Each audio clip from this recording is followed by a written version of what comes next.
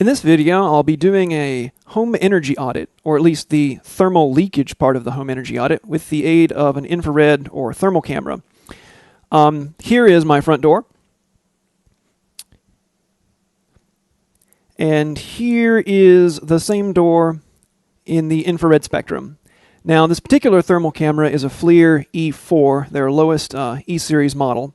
The resolution is not nearly as good as what we would expect in something like a visible light camera. But these things are kind of pricey and the resolution is a little lower. Something to know when looking at these images: the upper left-hand corner is recording the temperature of what the targeting reticle in the center is looking at. The scale is on the right. The scale is important to pay attention to when using these kinds of devices because the color will shift to try to maximize contrast. So if we were to take this camera and move it and point it towards an air conditioning vent, we see that the scale changes significantly. So the areas around the vent now are a yellowish color, whereas they would have been a darker color if we were actually looking outside because the scale's changed. So let's take a look at some things. This is the front entry door. Not a real surprise there. We have gaps and therefore leaks conducting heat through the top and bottom of the door, as well as the glass itself. This is an insulated door, but if you don't have a good seal around the perimeter, you'll have some leaks. Here is our aforementioned output or register vent for our air conditioning system. It should be noted that outside it is 90 degrees Fahrenheit right now. The general temperature of the interior of the house is around 73, 74 degrees Fahrenheit. We have a pair of French doors leaking some heat. And this is the living room. Now, there are several things of interest in the living room.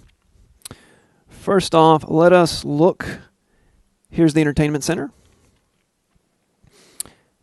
First off, of interest is off to the right here, we have a subwoofer. Now, this particular piece of equipment has not been turned on or actively used in at least the last 22-something hours. But we can see that we are producing a good bit of heat because some portion of this device is always on. And if you're trying to maximize the efficiency of cooling, this is a problem because any heat produced is not only electricity consumed to produce the heat, or whatever electrical process caused it to be produced in the first place, but you're also spending energy in the air conditioning to move the heat outside of the house.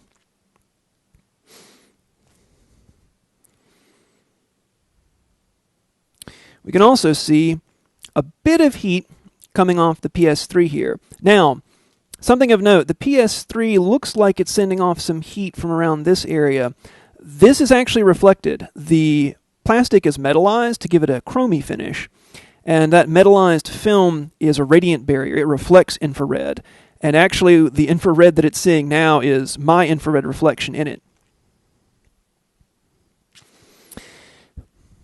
Over here, we have the home theater PC.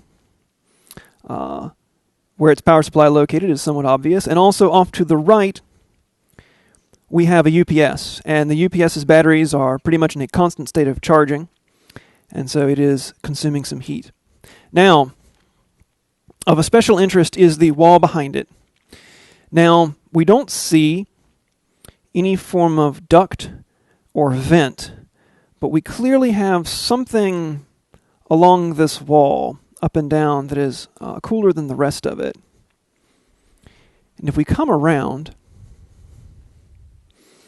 here we have a sunroom, and we have an excellent contrast here, which we'll get to in a second. But over here, we have the UPS and the home theater PC. We have this cooler spot along the wall. Now, if we come around the corner, here we have a bookshelf. And we notice it's much cooler, and the bookshelf is hiding some of this. But if we go above the bookshelf, we can see bleed through. The main air conditioning trunk, or the main ducting trunk for this part of the house, runs behind this wall. So in addition to detecting leaks, we can also tell something about the mechanical systems of the house. This isn't terribly surprising. In the sunroom, we have a vent here and over here. And in the infrared, they show up really well, so they're a lot colder than everything else. And we have heat galore bleeding in through the room. Now, something of great interest, and these are the types of things that are really cool to discover when you're doing these types of audits. Here in the ceiling, we can see areas that are significantly warmer than the areas around them.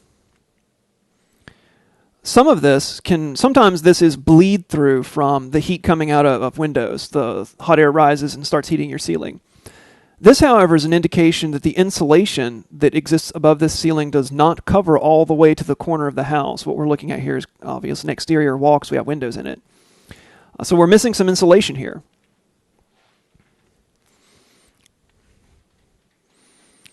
If we go back, we can also see a few other gadget culprits of heat production. We have the back of the printer. The blinding light down there is also another UPS. Here we have the NAS, and we can also tell where the power supply for the NAS is because of where all the heat is coming from. Now, on to a couple more interesting things.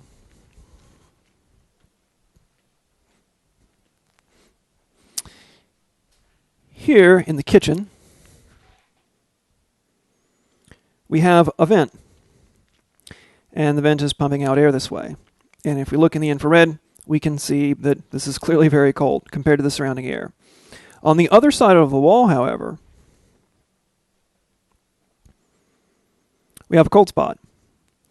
This is an indication that the duct that feeds this vent is either tightly compressed against the wall, compressing the insulation, and we are conducting some heat through, in this case, losing heat to the AC.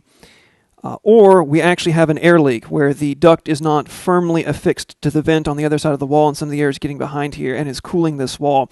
If it's cooling this wall from the inside, it also means it's cooling the spaces in between the walls, which isn't terribly useful for human comfort.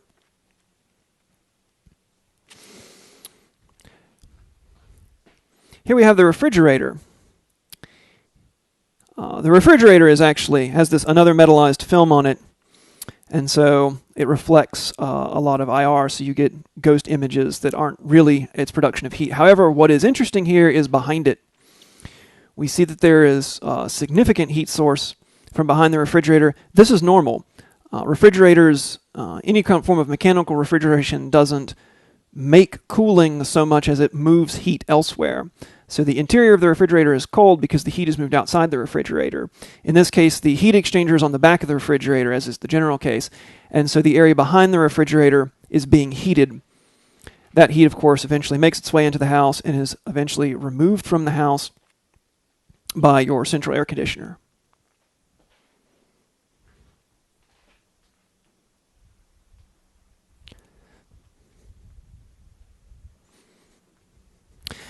It should be noted that this particular camera, this E4, does not natively record video, which is why normally when you see internet videos reviewing these, they have a camera pointed at the back of the device. However, if you hook it up via USB, you can use it effectively as a webcam and record it the same way. Here we have the stairs going up to the top floor. We have a window, of course, rather hot.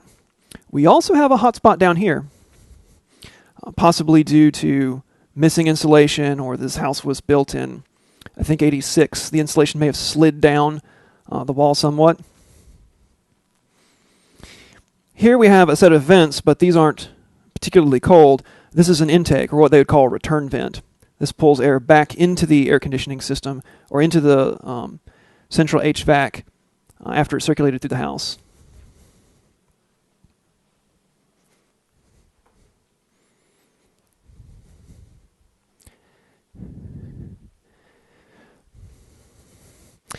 Now, here in the bathroom,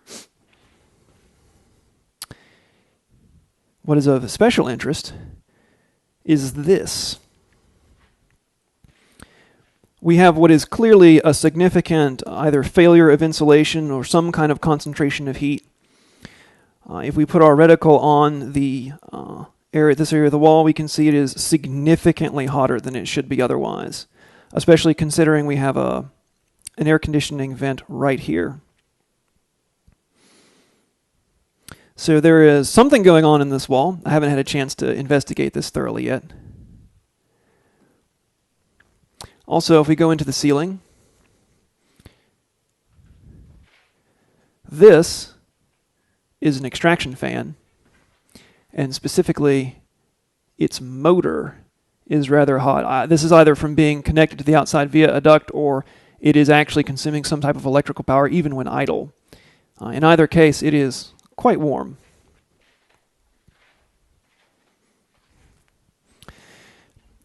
Here, in the master bedroom or master suite, the bedroom of the master suite, we have an output vent over here on the wall.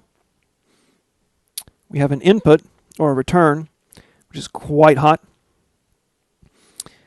But the real takeaway from this particular room is up here. This room has a tray ceiling, and it is not uncommon whatsoever for insulation that's put on top of the tray ceiling to slip off over time. And some of these spots are very hot.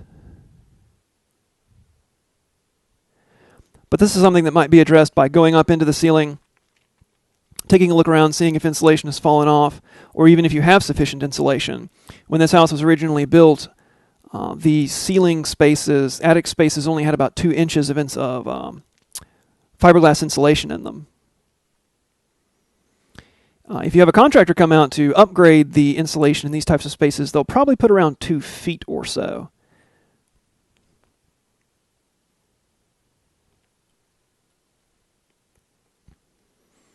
Here on this wall, we also have another air conditioning output. Here we can see the influence of objects around our vents. We can see that the air is cooling this wall, also cooling the side of this cover.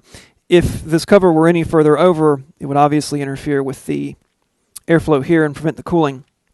However, a better example of that actually occurs over here. Here we can see that the door stop for this door stops the door immediately over a vent. So the door is quite cool. The airflow constrained behind the door makes the wall quite cool, but it's not really helping the rest of the room. Another culprit of losing a tremendous amount of energy and leaking heat in and out of the house is attic access. This access actually has a tent around the interior, separating it from the direct airspace of the attic, as well as a non-trivial amount of insulation, but we can still see that we are transmitting a reasonable amount of heat back and forth. Any penetration that goes into the attic is capable of doing such things. So in addition to a direct attic access, here we have a ceiling fan, or a whole house fan.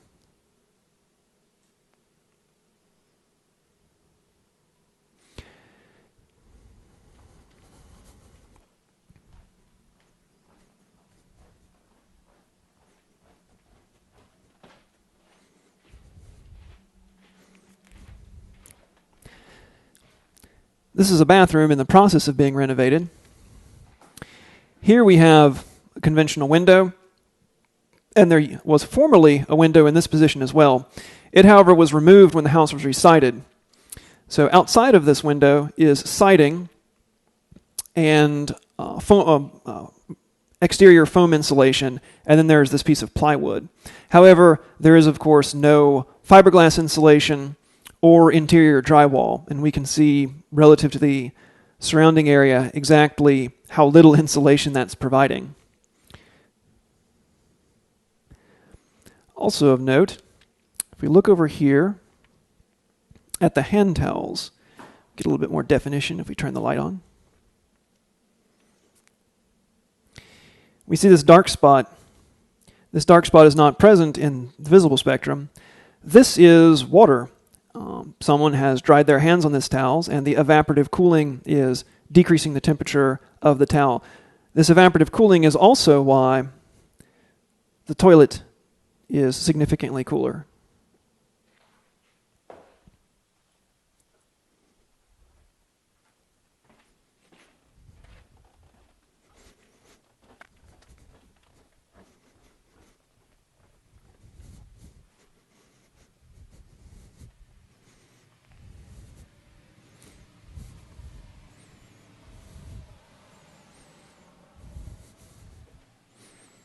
And now we come here.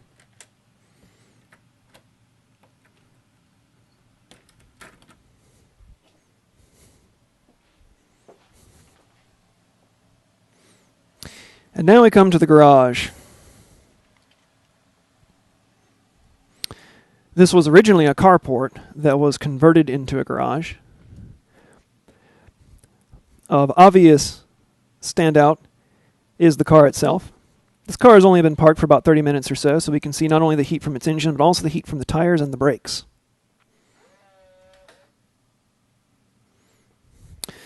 The walls of this garage are insulated. The ceiling, however, is not, as the walls were put in significantly later. A couple of interesting things to look at in spaces like this. If we look at the ceiling, this space is not insulated. And so what we can see are the beams that support the roof itself. They conduct heat differently than the air that would convect around in this space. So visibly, there doesn't seem to be anything here, but in the infrared, we can clearly see where these beams contact the plywood that makes up the roof of this, or the inside ceiling of this garage.